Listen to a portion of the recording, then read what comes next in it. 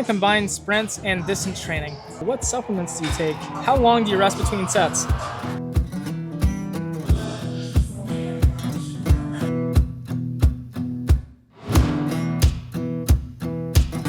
Hey guys, welcome back to my YouTube channel. My name is Alec Lennis. If you're not familiar with me, I'm a hybrid athlete currently training for a sub 2:30 marathon while trying to build muscle. This week, I'm just here with a Q&A video. I'm getting some upper body in. I'm gonna be answering questions I got from you guys on my Instagram. So stay tuned for those questions, talking about some upper body training stuff along with this workout. Also got some running related questions as well. So looking forward to sharing that with you guys. Starting to work out with some muscle snatches. Still been Olympic lifting a little bit, not a ton, but I think a little goes a long way. I like to do something on the faster side, whether it's some sort of like plyometric stuff, a throw, some med ball work. Today I'm starting with some muscle snatches. Gonna try to keep it fast and light. Starts slowing down or starts getting sloppy, I'll call it there and move on.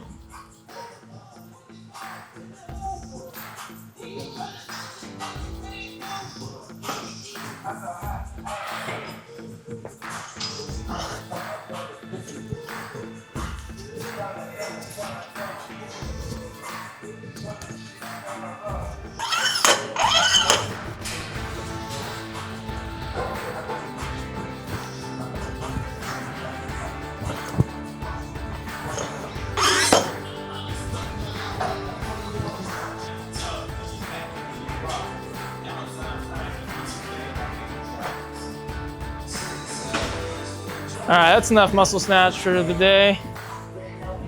Time to start benching. First question for you guys today from Chester is, he's asking about change plates. So like the quarter pound, half pound, 1 pound plates. Are they unnecessary? Are they good for optimization, etc.? I think it depends on what you're training for specifically. With really high skill lifts like Olympic weightlifting, I think they have a lot of value because generally if you're doing a snatch, for example, it can feel really good. You add 5 pounds, suddenly it doesn't. So those small jumps I think can be really helpful in a higher skill, more complex exercise where, you know, a bigger jump in weight will change kind of your weight distribution a little bit more, kind of make it feel quite a bit different compared to simpler exercises like, you know, a bicep curl with a 30-pound dumbbell. Just use that until you're strong enough with the 35. I don't think incrementally doing 31, 32, 33 pounds is nearly as necessary for much simpler exercises. Even exercises like, you know, lateral raises, things people think of as 5 pounds being really substantial jumps. I don't think it's the end of the world to have to stay at the same weight for a long time and progress things like just your overall training volume and reps and things like that until you're ready for that next 5 pound jump. Something I've seen going around as far as change plates go is this idea of ego. And so if you're squatting, say 315, some people think it's kind of egotistical to only want to use big jumps or jump from 315 to 325, you know, with standard 5 pound plates, and that being willing to make smaller jumps, like going from 315 to 317, is less egotistical. I don't think that makes a lot of sense because in terms of how getting stronger actually works, what we need is just progressive overload, which really just means the work stays challenging. You can do that a lot of different ways. Your body is not so sensitive to 1 pound changes in weight that you can't continue to get stronger with 315. I think you could get strong enough with 315 to be able to make a jump to 325, no problem. And you could probably make an argument that the compulsion to always add something or have these very fractional gains, like going from 315 to 317, I think you could argue that that is just as, if not more egotistical than just sitting and doing the basic boring work with 315 until you're ready for that bigger jump. Change plates, if you like them, use them. I think, again, higher skill stuff like Olympic weightlifting probably makes a little bit more sense. Otherwise, I'd probably say overrated for most applications.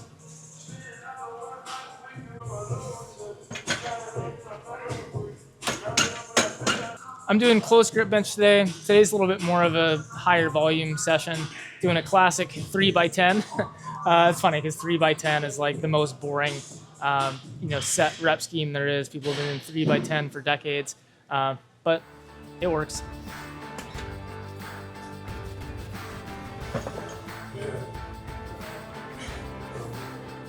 Coming off a 13-mile trail run in the heat this morning.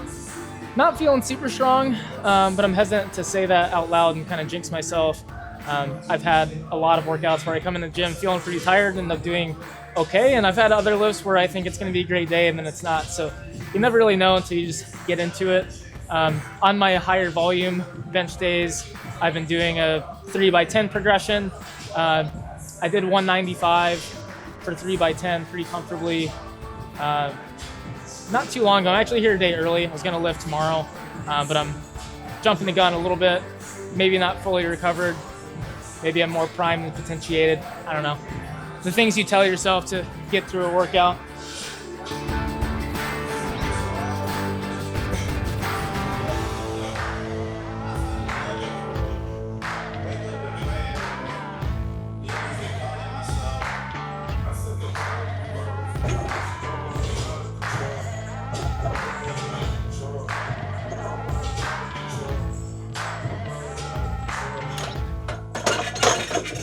All right, I got a question from Benjamin. When do you do your tendon training? Before, after, or completely separate from lifts? So there's this idea that, and unfortunately maybe I've contributed to this idea a little bit, that tendon training is distinctly separate from other types of strength training. That you're training your muscles with certain things and training your tendons with other things. Doesn't really work that way. There's a lot of overlap between training all of the different tissues in the body. Very close relationship between health, strength of muscle, tendon, and bone.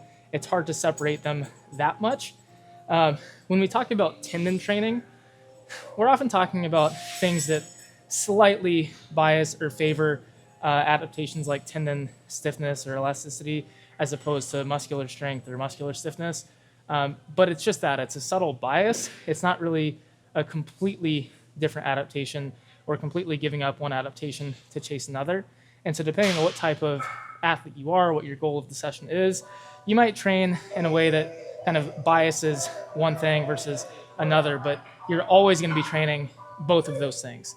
Even if you look at bodybuilding, for example, especially like lighter weight, higher volume, 3x10, like something I'm doing here, a overly simplistic way of looking at that would be to say that's not tendon training because training with 70% 1RM is insufficient to get the 4.5 to 6% tendon strain that we want to see for tendon stiffness adaptations. That doesn't hold up long term because if your tendon is a given strength and you do a 3x10 that is a little bit too light to strain the tendon enough, but then you do that 3x10 and you get stronger, and now your new 3x10 is the same weight that your old 3x5 was, that new 3x10 has to then be enough weight to trigger the tendon adaptations that you thought you were missing out on before. And so all that's really happening is certain adaptations may just lag behind one a little bit. So if you're training a little bit lighter, doing more bodybuilding style training, tendon adaptations, especially tendon stiffness, might lag behind muscular development a little bit, but it's still happening and it's still getting dragged along for the ride. So just keep that in mind. If you are looking to train multiple qualities, you're training more athletic qualities, elasticity, tendon stiffness, if you will, that kind of stuff you're generally going to want to place earlier on in a session. Things that are a little bit lower load, higher volume tend to work better a little bit later in a session. But at the end of the day, I don't think it matters that much. And I think it's important to keep in mind that training overlaps a lot with these things. I think the idea of, or the concept of doing tendon training probably misunderstands what tendon training really is, to be honest.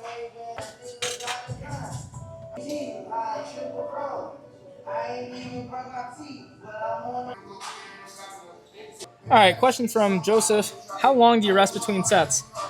Seemingly pretty simple question. A lot of nuance you could potentially dive into.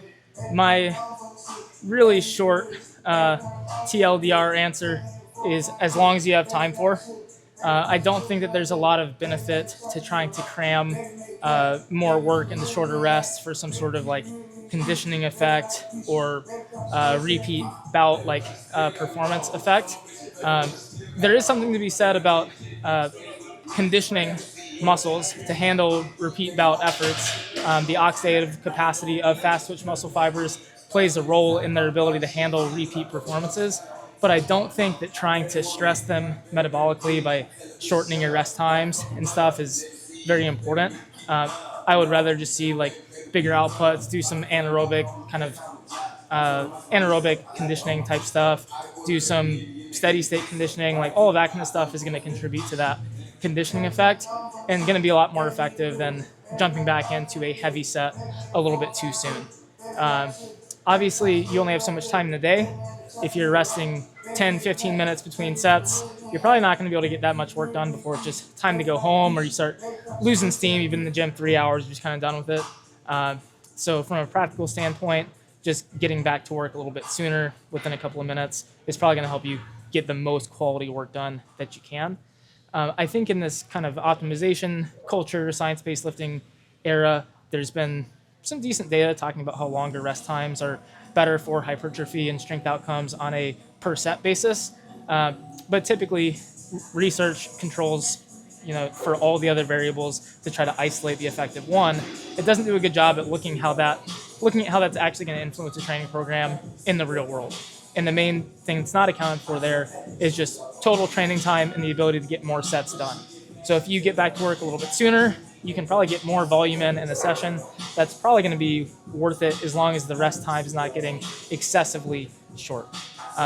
My kind of gold standard that I look to is just how closely are you able to match your performance from the previous set. If you're able to fully match, assuming you're going for a set number of reps in reserve or RPE, for example. So say you're training to 2 reps in reserve and you hit 10 reps at 2 reps in reserve. If that second set and third set is also getting to 10, you could probably try shortening that rest up a little bit so that you see at least some very subtle performance drop-off set to set, but you don't want that performance drop-off to be huge. If you do a set of 10 to 2 RIR and you only rest 30 seconds and try again, you're probably only going to get 3-4 reps or something like that. I think a sweet spot is seeing something like a 5 to 15% performance drop-off set to set. So maybe your sets of 10 become 9. Maybe your sets are 10-9-8 or 10-10-9 or something like that. If you're consistently hitting 10-10-10, chances are you can probably go up in weight a little bit next time, or you could have rested a little bit less. Again, that's assuming you're training to a consistent RIR. If you're giving yourself a range, like I am today, my first set was 10 reps. I probably had 3 reps left in the tank. My second set was 10 reps as well, but I probably only had 2 left in the tank. I expect my third set here, we'll find out in a second, but I suspect I'll probably get all 10, but it will be very close to failure. So there is still a clear drift towards fatigue in the sets that I'm doing today. If I rested a lot longer, I might be able to abate that to some degree, but my workout would probably get excessively long. Hopefully that makes sense. Again, I don't think that there's a specific conditioning effect to try to chase or benefit you can get from resting less, other than just the practicality of getting the work done in a reasonable amount of time.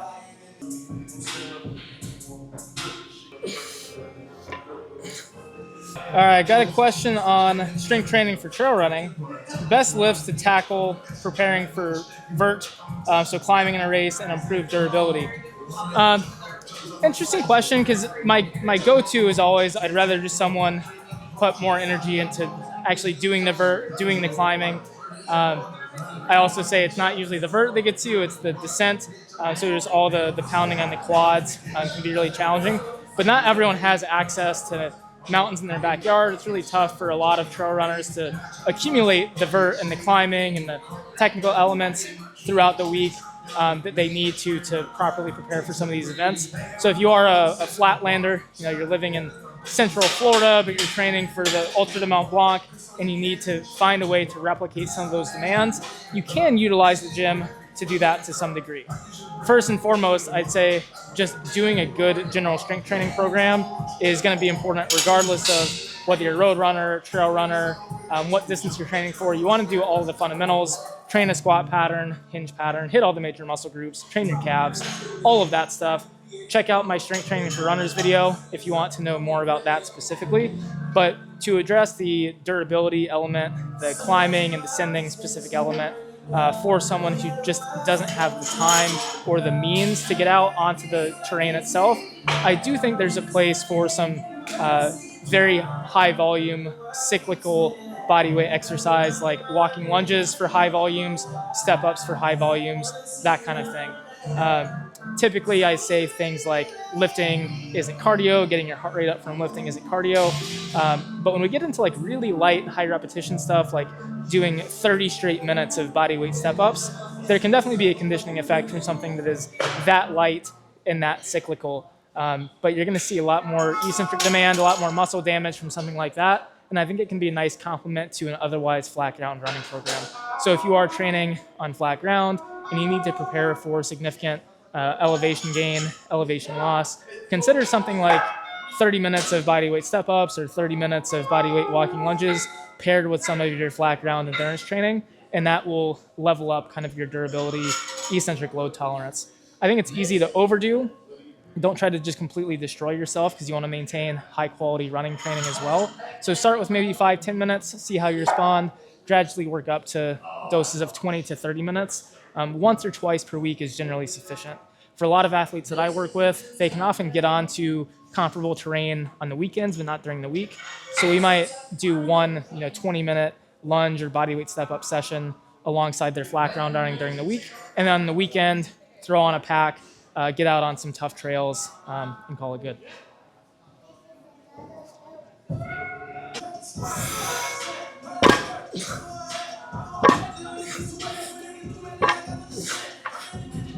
Kind of on the same topic as the last question, I got a question about strength training for trail running versus road running. So are there any main differences, things that you should do training for one versus the other? And I think if you're training well in the gym, you're training all of those movement patterns, you're lifting heavy, again, training your calves, I can't emphasize enough. If you're doing all of those things, I think you're going to be well prepared for road or for trail.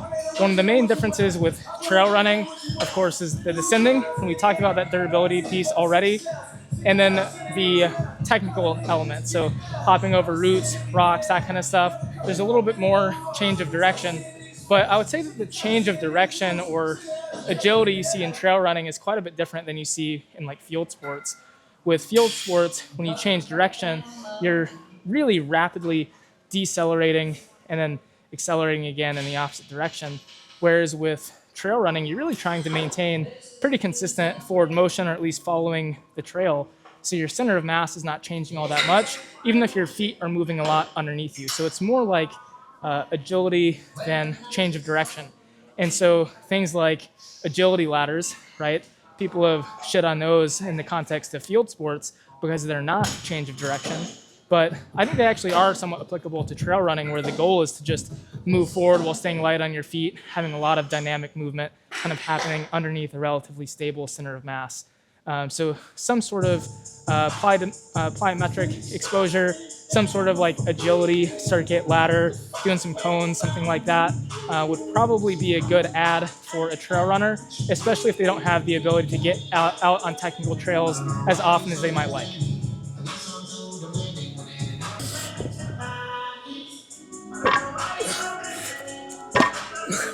All right, got a question from Joseph.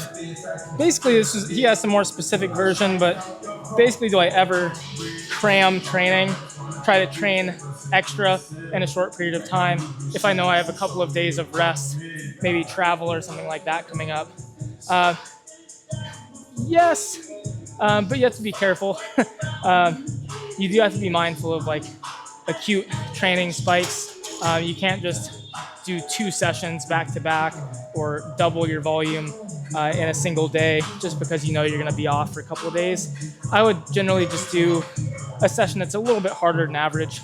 Do one of your harder sessions, maybe a small bit of extra volume. Do a workout that you know is going to take you a couple, an extra day or so to recover from, versus really trying to make up for missed sessions or anything like that.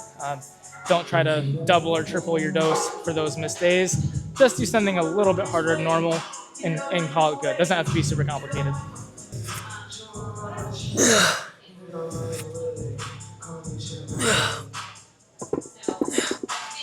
All right, we got a pretty niche question here, but why not? We'll jump into it. My thoughts on finding aerobic threshold through cardiac drift tests. So to basically summarize, this concept. Whenever you do aerobic exercise, you have something called cardiac drift, or you can have something called cardiac drift, where at a fixed pace or power output, given workload, your heart rate will stay steady for a while, and then there will be this kind of slow component or drift where your heart rate keeps climbing a little bit despite your pace or power workload staying constant. There's this idea that if you see that your heart rate drifts up more than about 5 to 10% during the second half of a workout compared to the first half of a workout, usually this is in the context of like a 60-minute session. So if you do an hour-long aerobic effort, compare heart rate second half versus first half. If it's drifted more than 5 to 10%, that's an indicator that it was above your aerobic threshold. And so people will try to lower their intensity to a point where they can actually keep their heart rate to power relationship steady across a full hour. And the idea is that the fastest pace you can sustain without drift is probably your aerobic threshold. I don't love it just because in ideal conditions, it might work relatively well, but heart rate is such a finicky measure. Changes in fueling status, hydration, temperature, even trying to just manipulate and make sure that your pace or power output is constant during a session, accounting for hills and wind and things like that, changing temperature across the session. It's just very, very difficult. I find it to be very imprecise unless you have super controlled, basically lab-like conditions. And even then, I don't know that it's the best way to determine if the session was sufficiently easy or sufficiently aerobic. I've had marathon races where I had no detectable cardiac drift. You can go look at my CIM performance from last year. I was dying. I was definitely working harder than aerobic threshold, and my heart rate to power relationship was very steady across that race. One reason for that potentially is in race conditions, when you're burning through a lot of carbs and glycogen, your body weight is actually going to drop quite a bit as well. So there's just so many factors you have to account for that it's probably my least favorite way of determining aerobic threshold compared to just training based off of percentages of anaerobic threshold or lactate threshold. And just using what I think is really the gold standard, just next day recovery, ability to progress in high intensity sessions. Cardiac drift, worth paying attention to. Usually if you see a session where you do have significant cardiac drift, you can plan on taking a little bit longer to recover from that session. But I don't really like using it diagnostically.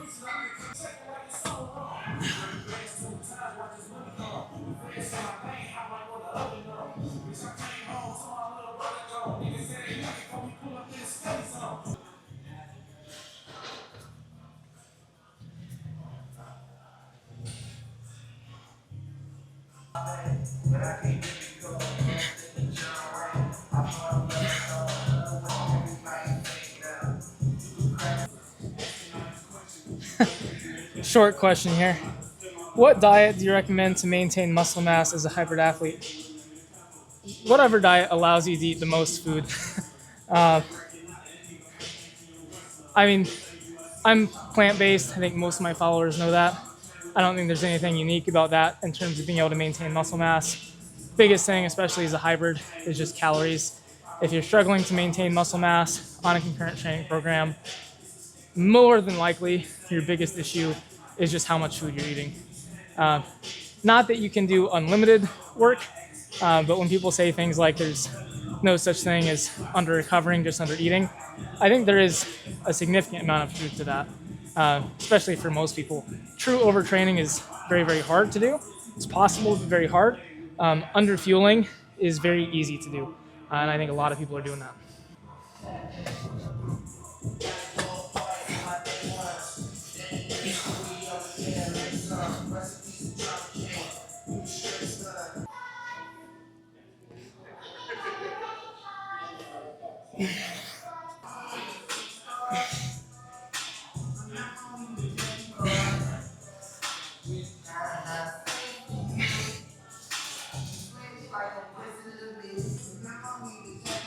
All right. Got this question from Matthew. How do you train rotator cuff stability? Stability is always a interesting topic. Gets people pretty fired up. I will say the discussion about stability can vary a little bit, joint to joint. I'll explain what I mean by that. With the rotator cuff specifically, it's important to understand kind of what its role is. When you do any sort of compound exercise, a bench press, shoulder press, lat pull down, whatever, the main mover there, so I'll use the bench press as an example. When I contract my pec, the pec pulls really hard on the humerus to try to pull it forward. And if that was the only thing that was happening, my pec would rip my arm out of my socket. And so the role of the rotator cuff is to essentially activate reciprocally. Basically on the opposite side of the main mover, muscles of the rotator cuff, deeper, closer to the center of the joint, are going to contract to keep the joint centered and keep the main mover from destabilizing the joint or literally ripping your arm out of your socket. Those muscles, those rotator cuff muscles, they can produce kind of external joint motion. So you can externally rotate, internally rotate using those muscles. But when we look at essentially muscle activation of the rotator cuff, muscles of the rotator cuff during compound exercises, they get a ton of stimulus. Like just during a basic bench press, when you compare muscle activation across like pecs, triceps, lats, subscapularis, for example, infraspinatus, in some rotator cuff muscles, you will see activation levels rivaling that of some of the main movers. So in terms of how to train muscles of the rotator cuff, you're going to be pushing them near their maximum capacity just doing a wide variety of compound exercises. If you're pushing and pulling in a wide variety of directions, that reciprocal activation pattern that the muscles of the rotator cuff have will get equally well stimulated and get strong in a variety of directions as well. When you do more isolated actions like internal rotation, external rotation, you're not necessarily training those muscles that much harder than you are during compound exercises. You are probably training them differently, different muscle lengths and so on. So I think it can be a good adjunct, secondary way to train muscles of the rotator cuff.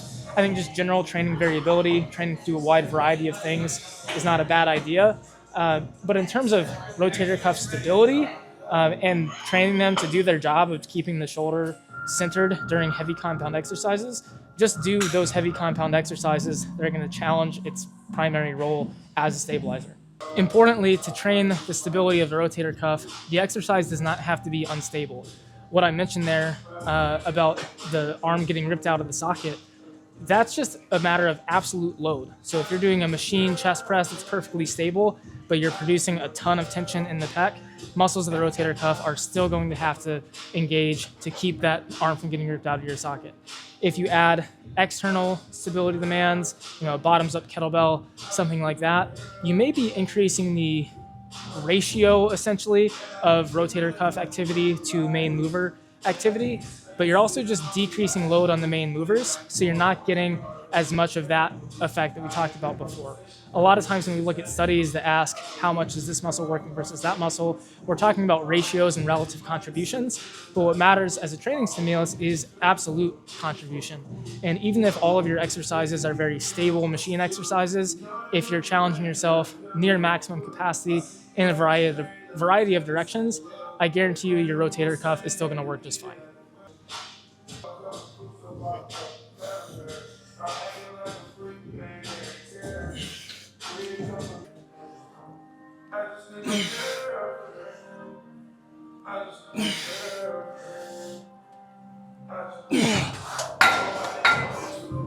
I don't know how to say this username. Opinions on pre-fatigue with an isolation lift before a compound. So pre-fatigue is a somewhat common strategy, probably not super popular these days, but essentially just doing like an isolation exercise that is used during a compound lift before the compound lift. So doing leg extensions before squats, for example, something like that. It's funny because there's the idea of pre-fatigue and then there's the idea of activation. So like pre-fatigue is probably more popular with something like leg extension before squats, whereas activation probably more popular with like a glute bridge prior to deadlifting or something, activating the glutes, whatever. But it's more or less the same concept. People would probably argue that activation is more like submaximal, whereas pre-fatigue, you're really just fully training a muscle group. Activation, I think, is fairly silly. Pre-fatigue, at least you're delivering a legitimate training stimulus, pushing a muscle hard. What tends to happen in pre-fatigue, and this is just a commentary on exercise order in general, you tend to make the most strength gains with the thing you do first. In terms of hypertrophy outcomes, exercise order, pre-fatigue, things like that, tend to not have a super large impact, maybe a small one, but generally speaking, if you do 5 exercises across a workout, you're going to see good muscle growth from all 5 of those exercises, but you'll probably see slightly more robust strength gains, better skill acquisition, better speed, power, stuff like that. Those adaptations are going to happen better for the things that you do earlier on in a session. What happens when you do pre-fatigue is you're giving up some of that priority to that first exercise. You're going to see greater loading, greater strength, greater skill gains, etc. with that thing you do first. Then that main lift, you're still going to build muscle from it. You're still going to get generally better at the exercise, but you might not be lifting quite as heavy. You're probably not going to see as significant strength gains with it. Now, the more nuanced lens to look at this from is in terms of movement variability, where when you pre-fatigue a certain muscle group before a compound exercise, it's probably going to change the movement strategy you adopt for that exercise. That could be a pro or a con.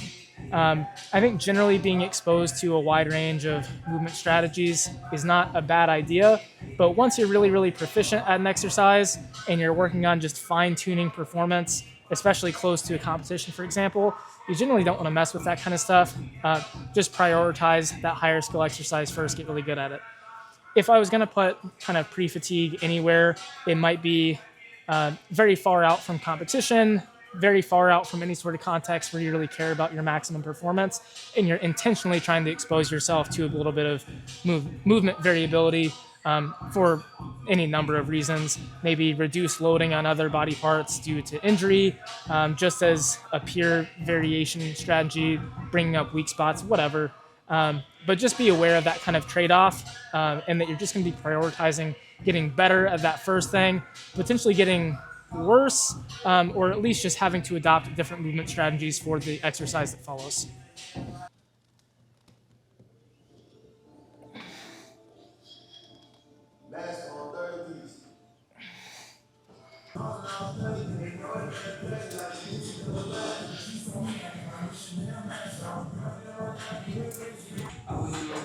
Next question, can I combine sprints and distance training?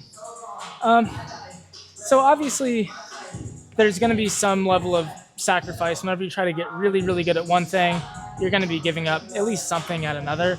But in the context of sprinting and distance running, I don't think that people fully appreciate how good distance runners actually are at sprinting.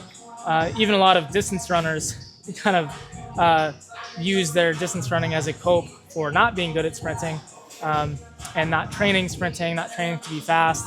They'll say things like, oh, I'm more of a long distance type of person. But long distance athletes who are really good long distance athletes, especially marathon, half marathon kind of athletes, they're really quite good at sprinting too.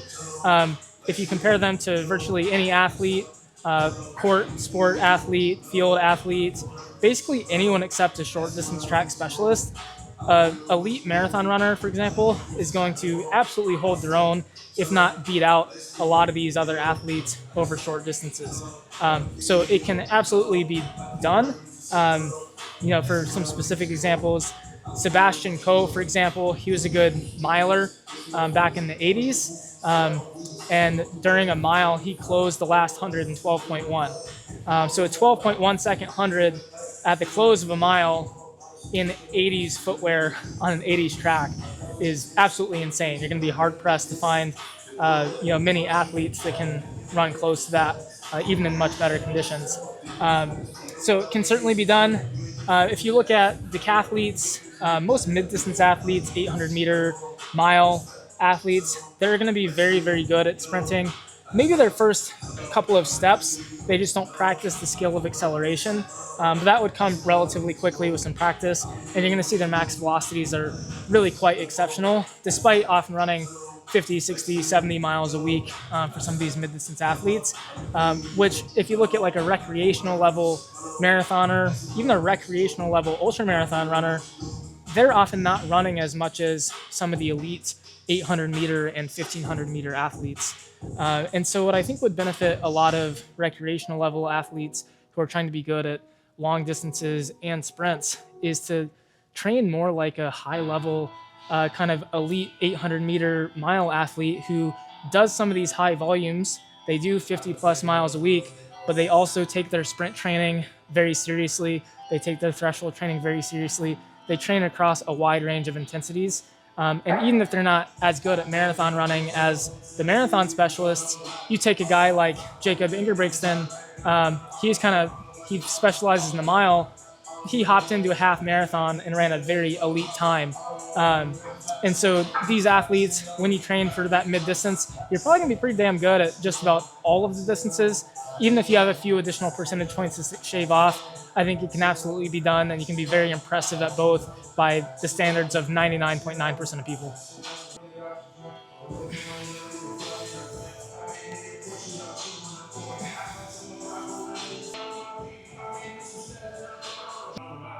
All right, last one on the cable.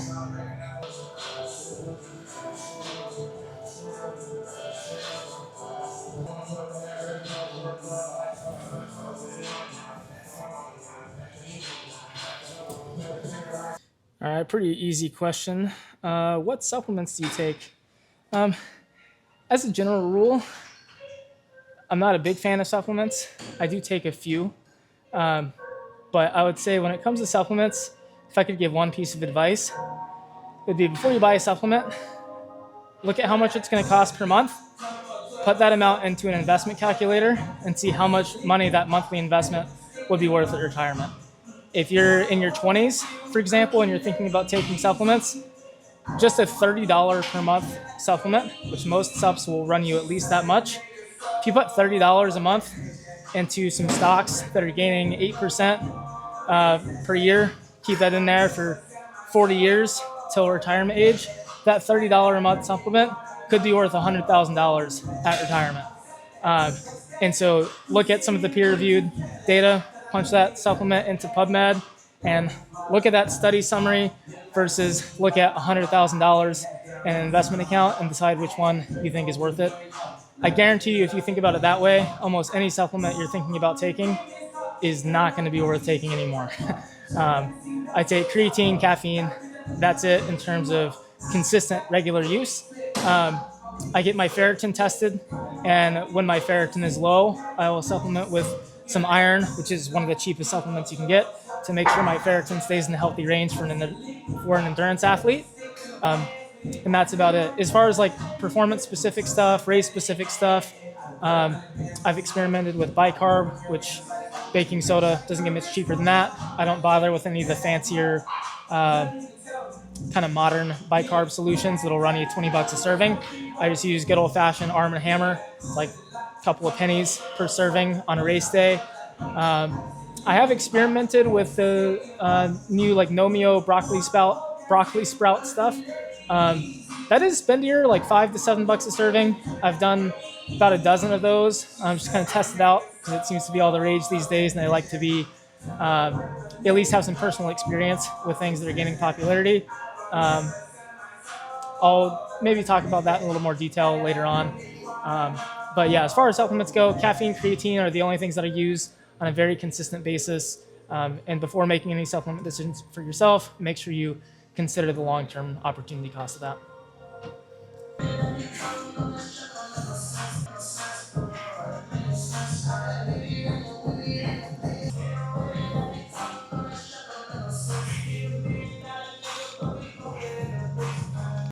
All right, got an interesting question from George. How does construction work count for cardio? I'm an iron worker. I actually want to make a whole video on this and kind of low intensity physical activity workplace physical activity and manual labor. So I think some of the data on really low intensity physical activity deserves a little bit more nuance than it's been given. An interesting example of this is manual labor and kind of workplace physical activity. It's given rise to something called the physical activity paradox, where typically we see that high amounts of low intensity physical activity offer health benefits. People live longer, healthier lives, and they get a lot of physical activity. But when it's part of someone's job, like a construction worker, someone else who has to get 15 plus thousand steps a day as part of their occupation, that relationship no longer exists or can even invert, with higher levels of workplace physical activity being negative for one's health. I don't want to fearmonger anyone or think that, oh, because you're very active at your job, that it's actually bad for you. If anything, my takeaway conclusion, and probably the point I'll make in my longer form video on this, is that higher intensity physical activity, including exercise stimulus, is such a bigger stimulus and has the power to override a lot of the things that we see from physical activity in the rest of your life, whether that is low or high. We see in people who do a lot of physical activity as part of their jobs, like construction workers, when we add exercise stress on top of it and make those people fitter through high intensity interval training or strength training, and then put heart rate monitors on them during the day, we see that their heart rate response, their stress response during their actual job gets significantly lower and their health outcomes still improve. So even if you feel like you are at your limit with stress from your job, we see time and time again in the literature that when we take people who feel that way and just make them exercise anyway, they end up feeling less stressed, they end up feeling better and fitter. So does construction count as cardio? I think it's kind of the wrong question because at the end of the day, what we're trying to do is improve health outcomes. And we know that in populations like construction workers, exercise improves health outcomes. So whether or not your job is or isn't cardio, I think isn't really the question you should be asking. The question is, what can I do to improve my health? And the answer is, unfortunately, exercise. Even though it's hard, even though you're tired, still worth doing. I would say in people who are very busy with jobs like that, they already have very high caloric expenditure, I would prioritize things that are a little bit more energy efficient in terms of like high intensity interval training, where you can get a big, robust fitness response and health response with less calorie burn. So you're not having to, eat even more, for example, or spend a disproportionate amount of time that you may not have. So do try to pick very efficient choices, but you still need to do some cardio, you still need to do some exercise on top of that job if you want to be as healthy as you can. There's a lot of questions that you asked that I didn't get to this week, and I plan on making some more Q&A videos as well as additional long-form education very soon. One of the main topics that I didn't get to today that I got a ton of questions on this week was heat training. Here in Austin, Texas, summer is ramping up, it's getting hot.